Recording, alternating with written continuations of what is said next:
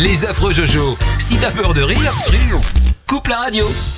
Alors j'ai posé une question à Eric Thomas parce que les autres ne pourront pas y répondre, c'est sûr. N'importe quoi. N'importe quoi. Ça y est, elle s'en va de nouveau. Putain. Voilà, non mais reviens, mais non, je rigole. Quand on a choisi d'écrire la déclaration d'indépendance des États-Unis, on a confié cette mission à 5 personnes. Faut le savoir. Ouais. Il y avait notamment Thomas Jefferson dans les 5.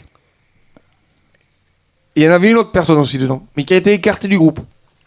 Est-ce que vous savez, et c'est une personne bien sûr très importante. Donc c'était en 1776. Washington, non. Non. Il y avait. Je sais, par contre, j'ai pas qui c'est. C'est après la guerre de sécession qu'il y a eu ça ou pas? Je sais pas. C'était bien avant. Ah, c'était avant. Ouais. Ah, c'était pas. Il y avait Benjamin Franklin. Exactement. Ouais. Qui a participé au projet. Tout à fait. Et qui a été écarté. Viré. Ah oui, parce que c'était un inventeur, c'était pas un politicien. Et savez-vous pourquoi il a été écarté? Ben, moi, je dis cette raison, je sais pas. Non. C'est pas ça.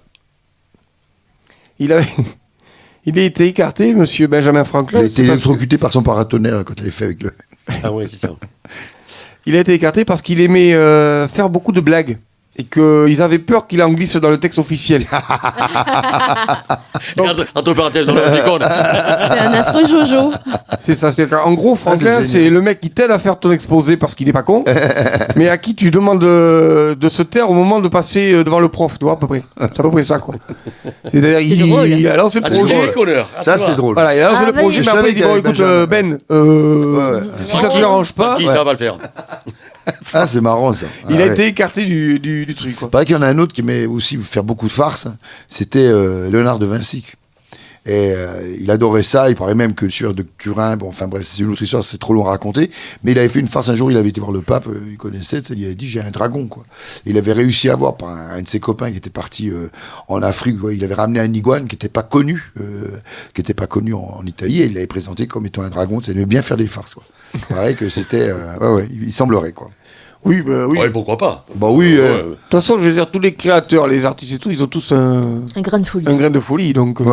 Et puis lui, moi je rentre ses émissions, pas Léonard, parce que bon, il est là, mais ils ont ressorti à des scientifiques qui ont repris les schémas de Léonard de Vinci et qui les appliquent. Ah oui. Donc ils les construisent, etc., pour savoir vraiment si ça marchait ou si ça marchait pas. Ouais. Il avait notamment inventé un char. Un char d'assaut, Un tank, non? Un char, oui, une espèce de tank, char, avec des roues et des canons avancé, partout. avec des canons tout autour. Comme ça, il était imprenable. Il pouvait tirer derrière, devant et tout, tu vois.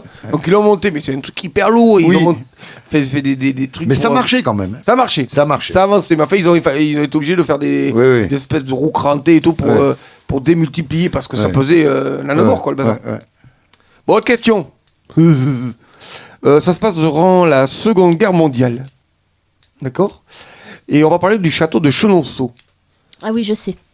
Et le château de Chenonceau a eu un rôle très important. Ouais, je sais, mais je vais pas le dire. Si, parce que des fois tu peux dire c'est pas ça. Hein.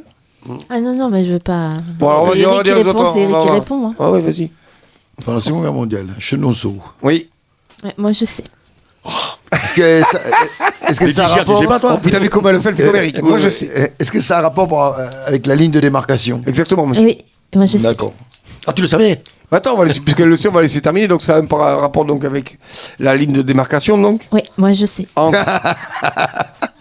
Donc. Ah, mais je dirais pas. Parce que c'est Eric qui doit répondre. D'accord. Donc c'était la ligne de démarcation. Donc la ligne de démarcation, c'est entre la zone libre et la zone occupée. Ouais.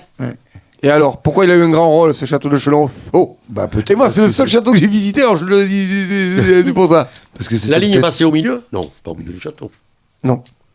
La ligne de démarcation, c'était... Il faut demander à Maître Capello, là-bas. On se souvient pas. Voilà, il s'en souvient pas. Tu vois. Bon. Est-ce qu'il y avait des bureaux? Est-ce que c'était...